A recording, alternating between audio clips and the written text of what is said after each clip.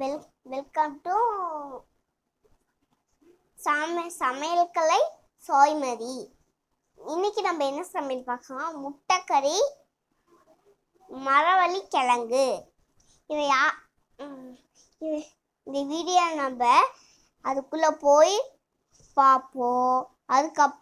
அதுக்கப்புறம் யாருக்கு பிடிச்சிருக்கோ சப்ஸ்கிரைப் பண்ணுங்க, ஷேர் பண்ணுங்க, பெல் பட்டனை அழுத்துங்க. முதல்ல இதை கவனிங்க. என்ன? ஓகே, பாய். ஹலோ ஃப்ரெண்ட்ஸ், வணக்கம். இன்றைக்கி என்ன செய்ய போகிறோம்னா, முட்டைக்கறி மரவள்ளி கிழங்கு சமையல் எப்படி செய்யறதுன்ற பார்ப்போம். முட்டைக்கறி மரவள்ளி கிழங்கு சமையல் செய்யறதுக்கு சின்ன கடலைப்பருப்பு கொஞ்சம், மிளகாத்தூள், முட்டை, உப்பு, எண்ணெய், கருவேப்பிலை, அவ்வளோதான். வாங்க அடுப்புக்கு போவோம். இப்போ வானலை அடுப்பில் வச்சு நல்லா ஹீட் பண்ணிக்கிறோம். ஹீட் பண்ணதுக்கப்புறம் எண்ணெய் எடுத்துக்கிறோம். போதுமான அளவுக்கு கரெக்டாக எண்ணெய் எடுத்துக்கிறோம். எண்ணெய் காயறதுக்கு முன்னாடி கிழங்கு என்ன பண்ணுறோம்னா, மரவள்ளி கிழங்கு எடுத்து நல்லா கட் பண்ணி சின்ன சின்ன துண்டாக போட்டு நல்லா வேக வச்சு எடுத்துக்கிறோம். மரவள்ளி கிழங்கை நல்லா கட் பண்ணி சின்ன சின்ன துண்டாக போட்டு நல்லா வேக வச்சு எடுத்து தனியாக வச்சுக்கிறோம். அதுக்கப்புறம் எண்ணெய் போடுறோம். அப்புறம் கடுகு சீரகம் போடுறோம்.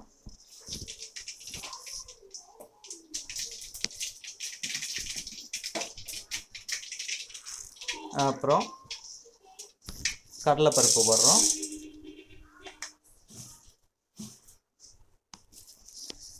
கடலைப்பருப்பு போட்டு லைட்டாக அப்படியே வணக்கிறோம்.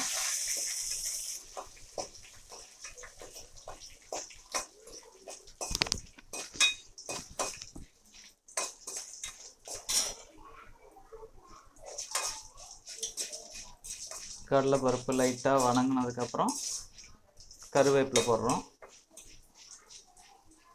கருவேப்பிலை கடலைப்பருப்பு ரெண்டும் கொஞ்சம் வறுந்ததுக்கப்புறம் கடலைப்பருப்பை கொஞ்சம் தனியாக எடுத்துக்கிறோம்.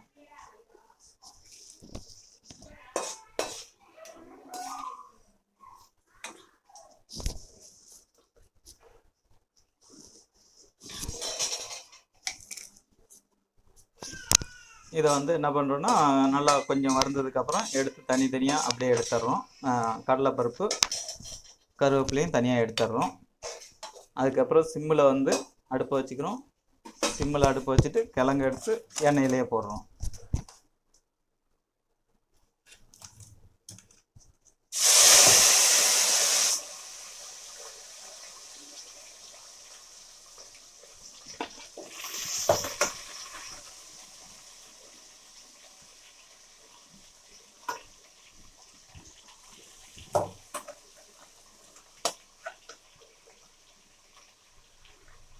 கிழங்க தண்ணி இல்லாத வடிகட்டி, அவிச்ச கிழங்க தண்ணி இல்லாத வடிகட்டி எடுத்து வானலில் எண்ணெய் கடுகு சீரகம் போட்டு சேர்த்து போடுறோம்.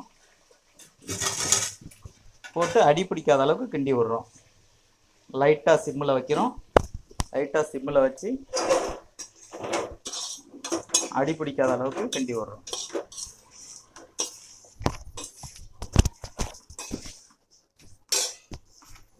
அடி பிடிக்காத கிண்டி விடுறோம். சிம்மில் வச்சு அடி பிடிக்காத அப்படியே பரட்டுறோம். அப்புறம் அது கூட மிளகா பொடி எடுக்கிறோம். மிளகா பொடி எடுத்து மேலே அப்படியே தூவுறோம். மிளகா பொடியை தூவி கொஞ்சம் கொஞ்சமாக மிளகா பொடியை போட்டு தூவுறோம். அப்போ தான் மிளகா பொடி வாசனை வராது. வெந்த மாதிரி மிளகா பொடி வாசனை வராத இருக்கணும்னா கொஞ்சம் கொஞ்சமாக அப்படியே தூவி விடணும்.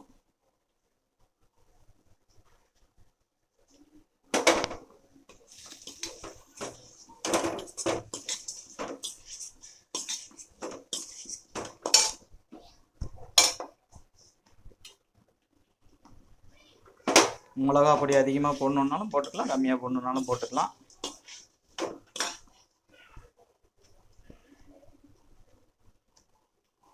இப்போ மிளகா பொடி வாசனை வராத அளவுக்கு நம்ம இது பண்ணி வறுத்துக்கிட்டே இருக்கணும். மிளகா பொடி வாசனை இல்லாத இருக்கிற வரைக்கும் அப்படியே லைட்டாக கிண்டிக்கிட்டே இருக்கிறோம்.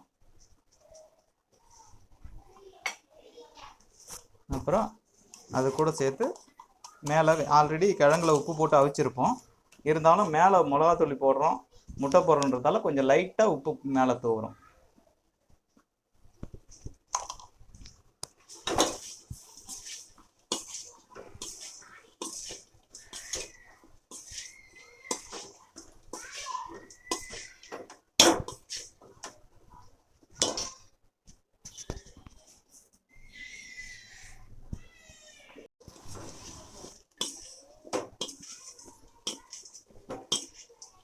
சிம்மில் வச்சு மிளகா ஸ்மெல் வராத அளவுக்கு பொறுமையாக சிம்மிலேயே வச்சு செஞ்சுட்டு, மிளகா பொடி வாசனை மாறினதுக்கப்புறம் சிம்மை கொஞ்சம் ஜாஸ்தியாக வைக்கிறீங்க. தணல் கொஞ்சம் ஜாஸ்தியாக வச்சு, வாசனை மாறினதுக்கப்புறம் கொஞ்சம் தணல் ஜாஸ்தியாக வச்சு முட்டையை உடைக்கிறீங்க.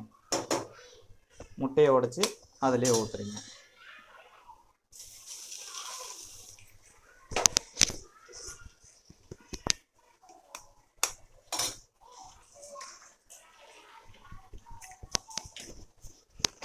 முட்டையை உடைச்சி ஊற்றிட்டு சிம்மில் இருந்து தணலை அதிகமாக வைக்கிறீங்க. அடி பிடிக்காத அளவுக்கு கிளறீங்க. அது மேலே கொஞ்சம் உப்பு போடுறீங்க. முட்டை போட்டுக்கிறதால மேலே கொஞ்சம் உப்பு விட்டு வரும்.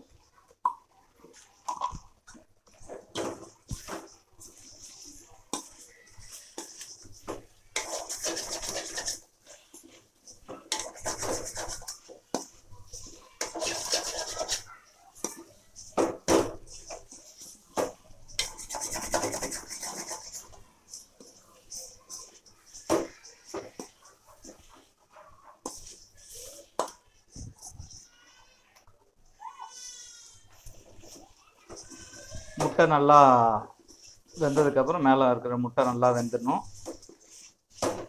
முட்டை நல்லா வேகிற வரைக்கும் அடி பிடிக்காத நல்லா கிண்டி விடுங்க.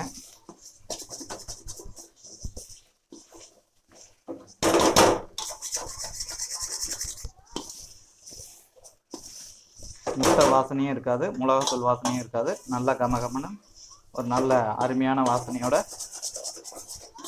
முட்டைக்கறி மரவள்ளிக்கிழங்கு ரெடி.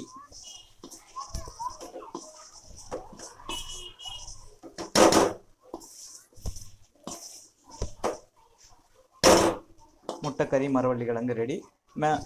போதுமான அது ஆயினதுக்கப்புறம் ஆஃப் பண்ணிடுறோம்.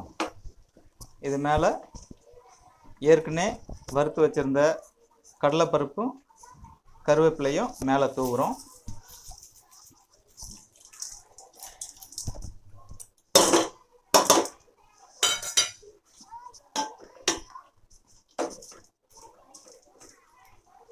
கடலைப்பருப்பு கருவேப்பிலை ரெண்டுத்தையும் மேலே தூவி விட்டு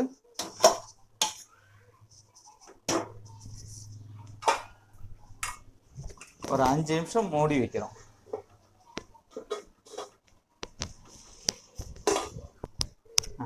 மூடி வச்சது 5 நிமிஷம் கழித்து ஓப்பன் பண்ணுறோம்.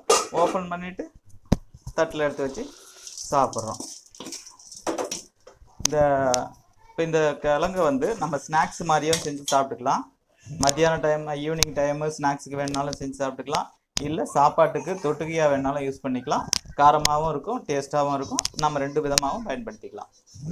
ஸ்நாக்ஸ்னால் ஸ்நாக்ஸ் சாப்பிட்டுக்கலாம், தொட்டிக்குன்னா தொட்டுக்கி சாப்பிட்டுக்கலாம். அவ்வளோதாங்க. இந்த டிஷ்ஷை செஞ்சு பாருங்கள். பிடிச்சிருந்ததுன்னா லைக் பண்ணுங்கள், ஷேர் பண்ணுங்கள், கமெண்ட் பண்ணுங்கள், பெல் பட்டன் அழுத்துங்க. முக்கியமாக இந்த வீடியோவை கண்டிப்பாக பாருங்கள். பார்க்குறவங்க அனைவருக்கும் எனது நன்றி.